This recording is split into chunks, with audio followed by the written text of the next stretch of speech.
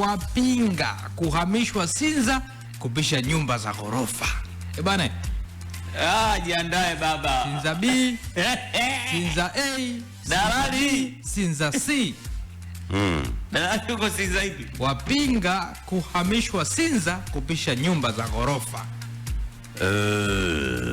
Wewe ukuruma fanya chochote ila wewe jiandae vya kuama, ndio utakapokuja kwenye pole la akiba bomba. Tunapaisaga pole la akiba wewe. Bado ni mchakato. Huu ni mpango miaka 20. Ngoja nikwambie jambo. Tayari pia na wenyewe umevuta mvutano. Ngoja nikwambie jambo moja. Hili jambo tunaiangalia katika sura nyepesi sana. Lakini kuna vitu havijaeleweka. Kwa ni process ambayo itahitaji kuangaliwa in deep sana.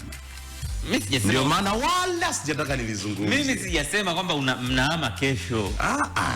Yaani mimi hata wewe wanaama baada ya miaka 50. Mchakato sio wanaama, sema tuna. Nani? Wewe sura ka Sinza. Mimi nipo Sinza. Sasa nitaamaje? Upishe magorofa. Najenga gorofa pale kwako. Hapo sasa kwa nini nipishe eti? Sipishi mimi, najenga. Najenga kwa mpango ambao utaletwa. Bas. Sema nyumba za chini bwana Sinza pamejaa. Yeah, of course. Na Sinza sasa hivi tunawaambia tu ukweli. Kwa mtu ambaye una familia unakaa Sinza, utapigiwa sana kelele za muziki wa bar. Bar na activities nyingi. Yaani ni sehemu ambayo ni commercial area tayari. Yaani sehemu la kibiashara ni Sinza kabisa. Alafu unajua mimi kwa experience yangu ambao ninayo ya baadhi ya nchi ambazo nimewahi kwenda, yaani kuna maeneo ya kibiashara na kuna maeneo ya makazi. Kuna maeneo ya viwanda.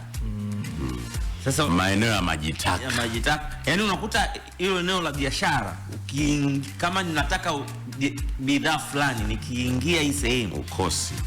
Kila kitu nakipata hapo. Specific kabisa. Sasa Sinza kiwalisia hata mslau. Sinza unapata kila kitu. Nini vya Sinza? Sinza bwana unapata hayo majengo yatakayojengwa ya magorofa automatically ni ya biashara na apartments.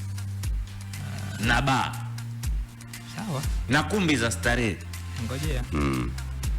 Na vinginevyo. Hata 20 Mwenyezi Mungu akitupa uhai.